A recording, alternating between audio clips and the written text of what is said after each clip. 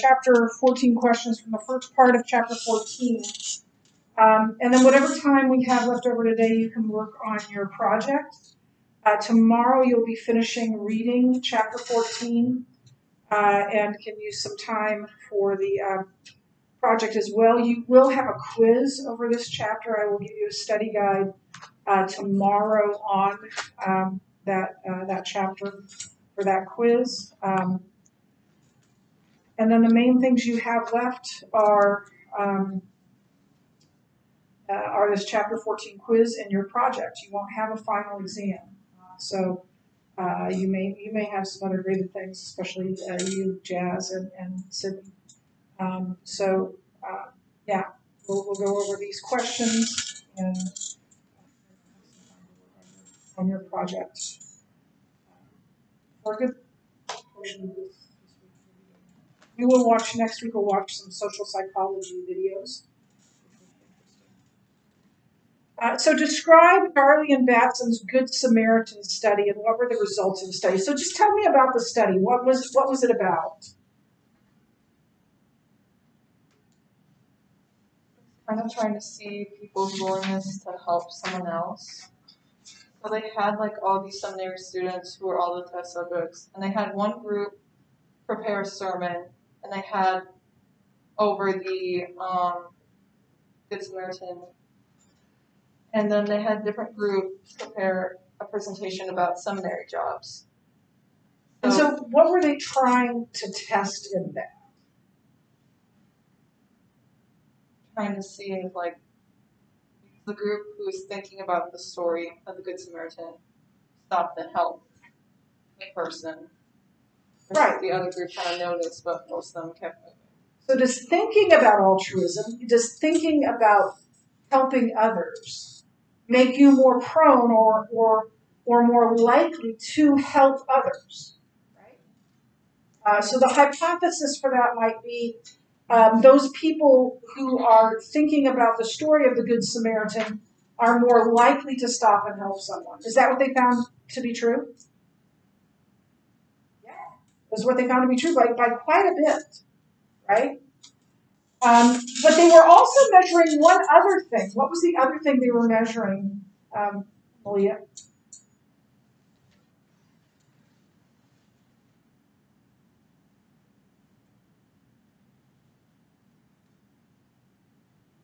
Remember? Jazz, what were they measuring? Listen? The effect of, like, hurriedness on helping others. Right. So is a person who is not in a hurry, or let's just say a person who's in a hurry, more or less likely to stop and help? So they gave the seminarians three different situations, three different groups, right? One was we've changed the venue for they thought they were coming in for a meeting, and it's across campus and it's already started. So that was the extreme hurry, right? The second group was we've changed the venue, but you should be able to get there if you leave now. So it's kind of medium hurry, right? And then the fourth group was we've changed the venue, but you've got plenty of time to get there. And so a hypothesis for that is that, a person who is in a hurry is less likely to stop and help someone. Is that what they found? Yeah, absolutely. That's what they found. So that was the study that was done. What is social psychology, Jazz? Study of how other people.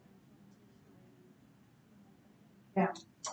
Are you going to act differently if you know a bunch of people are paying attention to you? Let me ask you this. You don't have to say it out loud. You can just kind of nod, and you're not on camera, so nobody will know, right? Are you going to behave differently in a group of your friends with no adults around than you're going to behave, like, say, in the chapel with a group of adults, like, ringing you and watching your every move? Will your behavior be different? So will mine. My behavior is different when Mrs. Schrock walks in the room. I don't know about y'all, but I'm like, I've got to be careful, right? And so, it's how does the presence of other people affect our thoughts, our feelings, our behavior. That's social psychology. It's fascinating. How frequently, Malia, are we under social influences?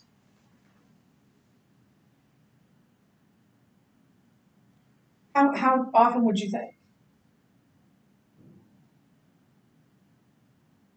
The book says constantly. If there's another person around, it's influencing you. Now, maybe when you're all alone, like in the house or whatever, it doesn't. I know when I'm all alone here, I blast the music and I sing along, and I'm always embarrassed when somebody walks in and says, sorry, and I turn it down and I stop singing, right?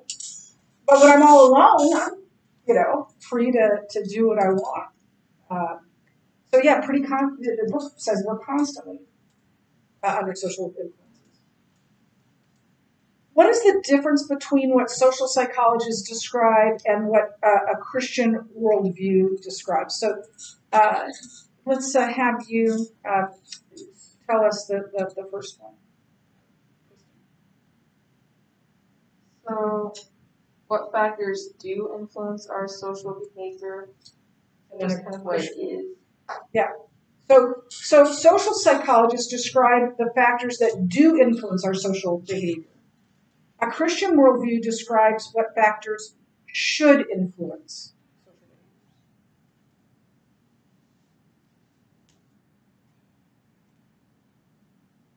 So what question, Jazz, underlies social psychology's concepts and theories? Oh, what is the nature of it? Yeah, what is the nature of mankind? And then I'd add a second question to that, right, is why in social interactions do we do the things we do? Why do we all face forward in an elevator? Why do we all, why, when I'm like, say I'm going to get something off the printer and I leave the class alone, right? Why is it that they all, like I can hear them talking. I even told the classes the other day, I said, you need to keep working and not talk, and I will hear you and know you're talking before you can see me. And I wasn't even to Mrs. Needham's room yet when I, heard talking in here, right? But as soon as I walked in the room, what happened? They're all shut up, right? Why do we do those things? Why in social situations do we do the things we do? How does the Christian worldview answer that question, Kristen? Human societies, nations, and cultures are part of God's created order and subject to his dominion.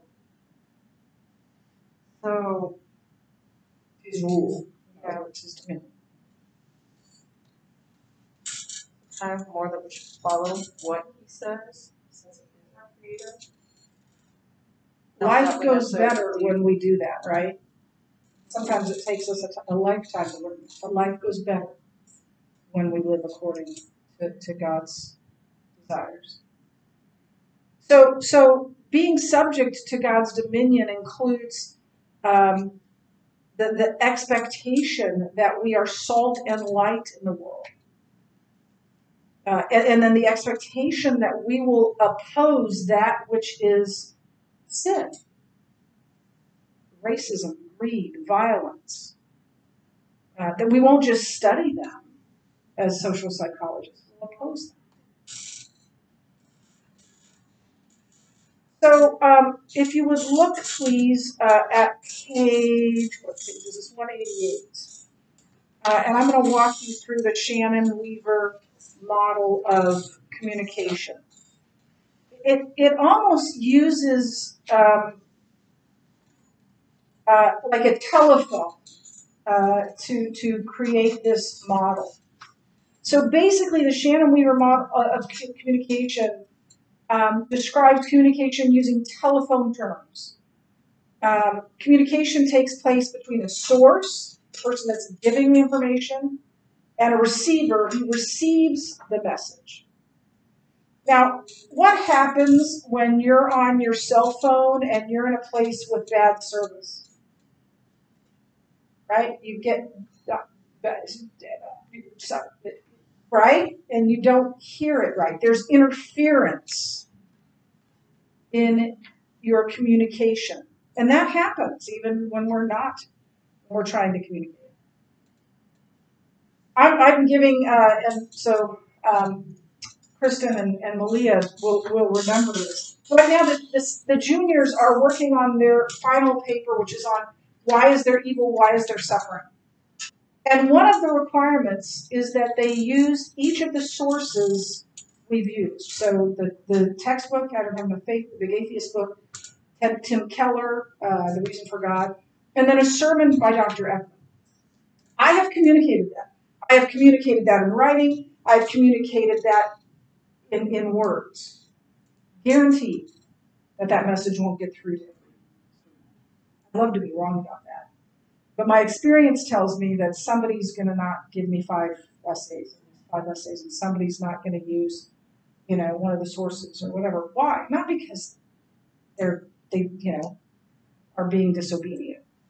The communication had interference for some reason, and it didn't get through.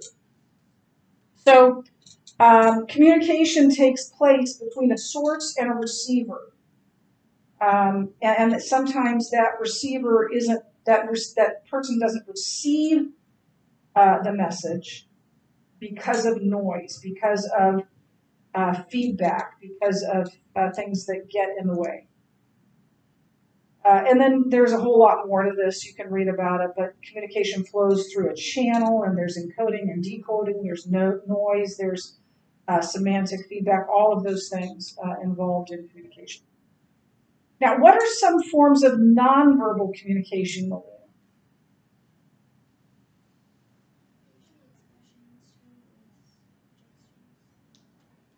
Facial expressions, gestures, posture, tone of voice, dress. If I'm standing at the front of the room like this, what am I communicating? Very pleased. I'm not pleased, or I'm serious, or I'm paying attention, right? And I've done that before just to freak students out, right? And just have that posture. Recently, I don't know, I saw someone or was talking to someone, and I smiled, and I said to her, I'm smiling. I had a mask on, right? You can't, and she said, I saw the smile in your eyes. And so we can even with these masks on, we can give facial expressions. We can communicate through any number of ways. How does our dress, the way we dress, how does that communicate?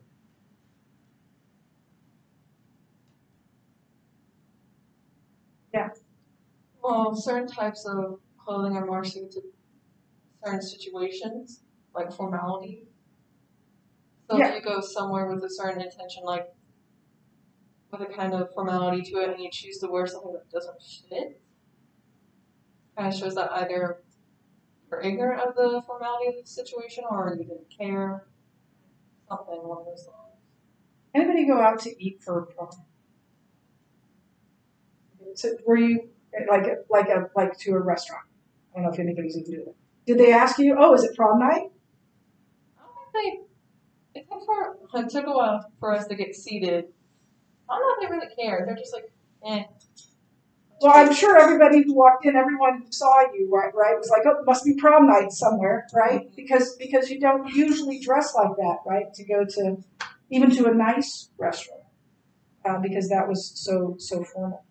I'm being filmed tonight at my church. They're doing a video for Mother's Day, for a church on Mother's Day. And they've asked 3 different mothers from various, age groups to answer questions. I'm not sure what all the questions are, but I know a few of them. But one of the things he said is, we want the real you. So dress the way, that's something that shows the real you. And I emailed him back and I said, well, the real me wears sweatpants and t-shirts, but I'm pretty sure you don't want that in your video, right? So this is what I'm wearing. This is what I normally wear, right, on a school day. This is me on a school day. But I would not wear a dress unless I was asked to dress up, because that's not me, right? So we communicate even through what we choose to wear.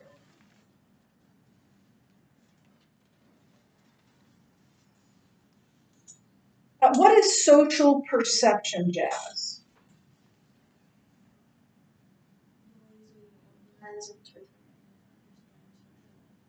Yeah, which is social interaction, or what we see in a social situation.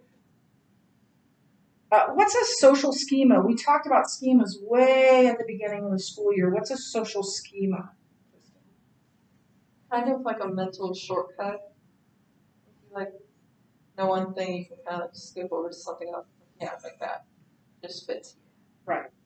So social schema, and you've done this with friends, right? They walk in, you see the look on their face, and you say, "What's wrong?" You just know, right? That's a shortcut. You don't have to say, "How was your day?" You know something's wrong because that schema helps you do that. So, what is social context, Malia?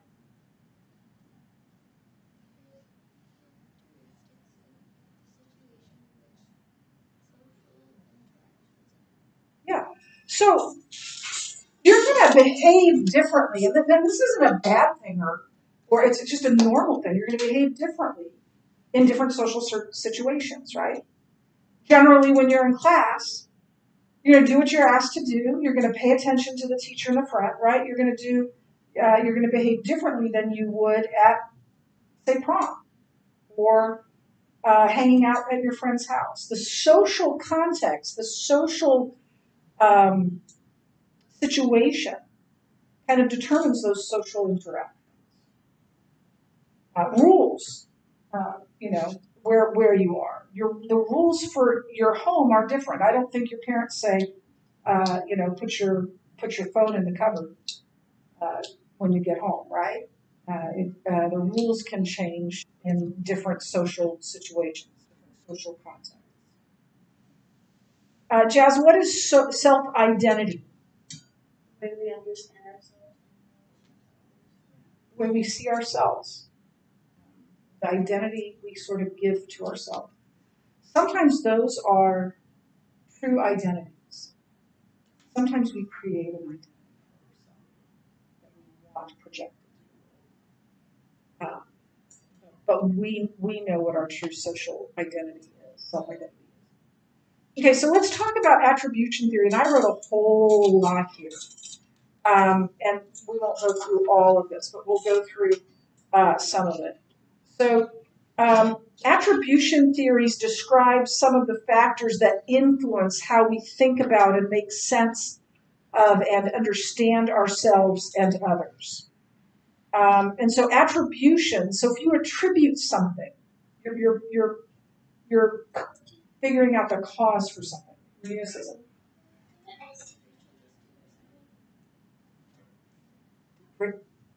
As a sign.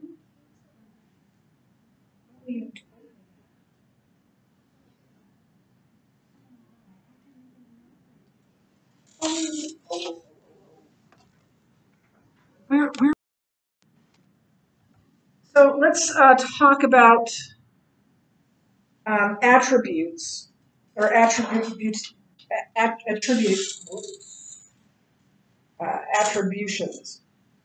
They're quick cognitive processes that happen outside of our conscious awareness. They are the explanations we form for the circumstances, thoughts, feelings, behaviors of others. So we make assumptions of what they're thinking, about why they're doing what they're doing, right?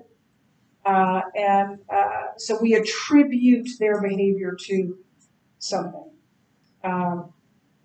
They're also the explanations we form for the things that happen to us from our own thoughts, feelings, and behaviors. So their attributions are both internal and external.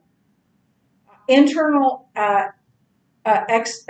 attributions are inferences. That behavior comes from inside a person, an attitude. So let's say a student is late to class, and I just assume, well, that's because she doesn't care about getting to class. But that might not be the case. Or like I've done this before, where there's been a student alone in the computer lab. I did this to you, right? And I assumed that there was a reason, a not good reason for that person to be there alone. And then when it was explained, I was like, oh, okay, I understand, right? But my attribution went straight to something that was misguided. And so this is, we all do this. Sometimes we call it jumping to conclusions, right? About what causes someone to do something that they do. I've attributed things to someone internally, behavior that actually was caused by something that happened in their life that day that I didn't even know about. Or just trying to be disrespectful or be disobedient. Going through a rough time. It wasn't what I thought it was at all. Then there are external inferences that behavior is caused by a situation or by a circumstance. So internal is, okay, that's just the way you are. You always do that. Your attitude, or now it could be a positive attribution. She's so caring, that's why she does that. But then external is a situation. Remember the train the other day, or like a week and a half ago, that just stopped on the tracks, and people couldn't get. Matt didn't get here for hours and hours because he was the first person. Okay. I wouldn't say, well, Matt was late because he's just lazy. The attribution would be that the train made it impossible for him to get here. That's an external attribution. And there's a lot more to that in the book. This idea of bias, stereotype, prejudice, and discrimination, they're all kind of wound up together with each other. So bias is a predisposition toward a particular attribution. So it's something that you believe about a person or a place or a thing. And there's actor-observer bias, which is external, and for ourselves, and internal for others. So we tend to have a bias toward ourselves, but it's like, well, I'm not just lazy. This happened to me, and that's why I didn't get my paper done. But we tend to have internal bias for others. Well, she's just not friendly. That's why she didn't say hi to me. And we tend to do that toward others, but we want to excuse our own behavior and then think internal things for others. What's this idea of in-group and out-group?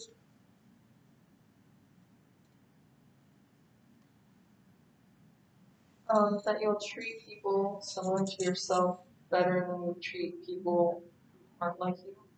Yeah. So the in-group is the people that we know, that we're cool with, that are our friends, that we get along with. The out-group is people that are not part of that group. Now it can be as small as your friend group, and it can be as large as a whole race of people. And we tend to look at those in the out-group. We look down on those in the out-group because they're different. They're not like us, or they don't like the same things as we do. And it's all based on bias. And we all have a tendency to be biased toward those things that we are comfortable with. People who look like us, people who act like us, people who like the same things that we do. We all tend to have that bias, and it is hard for each of us to go out of our comfort zones to reach out to someone who is different than we are. That's not natural for us, even extroverts. That's true. Yeah, I am grateful for my upbringing, where I lived all over the world with all different kinds of people and all different kinds of customs. I remember being in fourth grade and going to a Buddhist temple with my fourth grade class in Seoul, South Korea. And so I've had all of those experiences, and I'm rarely uncomfortable in new situations. But sometimes, even as many social situations as I've been in over the course of 6 years, sometimes I'm uncomfortable, sometimes I can. And so we all feel that way. and it's based on bias and on in-groups and out-groups. What's a stereotype, Jazz?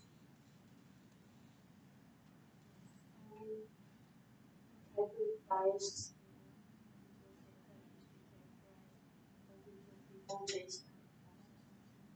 And it's usually negative, right? Now, we can have positive stereotypes, but it's more often negative than not. Have you ever been at a restaurant or at a public place with some friends, and the waitress or the mom at the park or whatever wasn't very nice to you because she had this stereotype of teenagers? I imagine that probably has happened to you sometime. It happens to most teenagers. And maybe they are misbehaving, but maybe they're just trying to have fun. That's a stereotype. And then, Malia, what is prejudice? Literally, it means to prejudge, but what is prejudice? It's an attitude of positive and negative.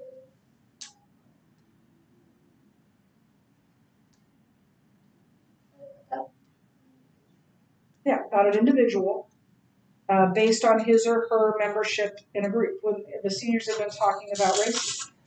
So prejudice would be a positive or negative stereotype based on race, whatever that might be. And then discrimination is acting on that prejudice. Now, discrimination could be, I like this student, so I'm just going to let you skip the final. That's never happened, by the way. It can be positive, right? But it can also be negative. And it's acting on whatever that bias is. It might be a positive bias, it might be a negative bias, but acting on it in a positive way or a negative way is discrimination. So Robbers Cave study. There was a boys' camp, and they had 2 different groups in this camp. And each of those groups think they're the only one in the camp. They don't know that the other group exists. And so when they discover the other group, they immediately form this in-group, out-group thing. Okay, I need to plug in my... They immediately have an us versus them, really for no reason other than they thought they were alone, they're not. That must be bad. We've been having a good time at this camp. How is this going to affect me? Are we not going to be able to ride the go-karts whenever we want to now because this group is here? Are we going to have to wait to eat lunch, wait in lines to eat lunch because this group is here? They immediately formed this us versus them attitude toward one another. So that's in-group, out-group. Us is the in-group, out-group is the them. And in-group, out-group thinking and behavior takes over. And they begin to mistreat one another until they solve the problem. They were told that there's a problem with the water supply, and they worked together to solve that problem. And then they became friends because of that. I don't know if you've ever heard this saying before, but the enemy of my enemy is my friend, right? So if we have a common thing that we don't like, then we can be friends. That's kind of what happened with the Robbers Cave study. Okay, that's all the questions for that part. You've got a little less than 10 minutes if you want to discuss your... If you want to discuss or do something with your project, you may, but you can also just rest and relax.